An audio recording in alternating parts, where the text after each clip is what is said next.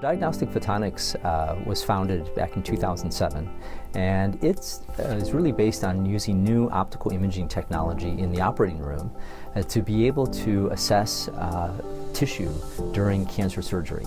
And the problem that currently exists is that when tumors or cancers are removed surgically, the surgeon doesn't really have a microscopic view of the tissue and the cells. And we really need to identify and extract cells, the tumor cells that might be left behind. And so the problem that diagnostic photonics is trying to address is to give this real-time optical imaging picture of the tissue, and being able to then make those decisions like a pathologist would make, but do that in real time without having to wait for days to hear back from pathology. Now, photonic care is a very different type of application and market that it's going after. It uses optical imaging technology for screening applications. And so we've all been to a doctor where they use an otoscope or an ophthalmoscope to look into our ears and eyes. And these are simply just magnifiers and maybe a pen light.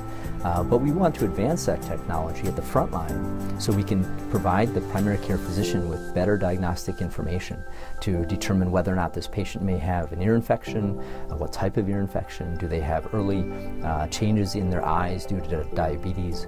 And so this is really an effort to move technology to the front line where we can identify disease at the very earliest stages and therefore have a more positive impact on it.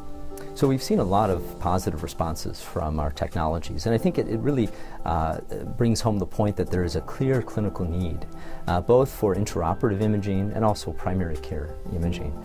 For intraoperative imaging, most surgeons that we work with, and we've worked with many here locally at Carle Foundation Hospital, we have trials underway at Johns Hopkins University and other institutions, and we just see this really positive response because they're being able to visualize information that they haven't been able to see before.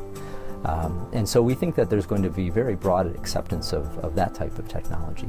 Now, for the primary care technology, we've been working with physicians locally here at Carle, and they've really been helping us complete clinical trials. So all of these technologies are being used in research studies on human patients, and all the trials have been very positive to, again, support the ideas of what we're hoping to see and the impact that we're hoping to make.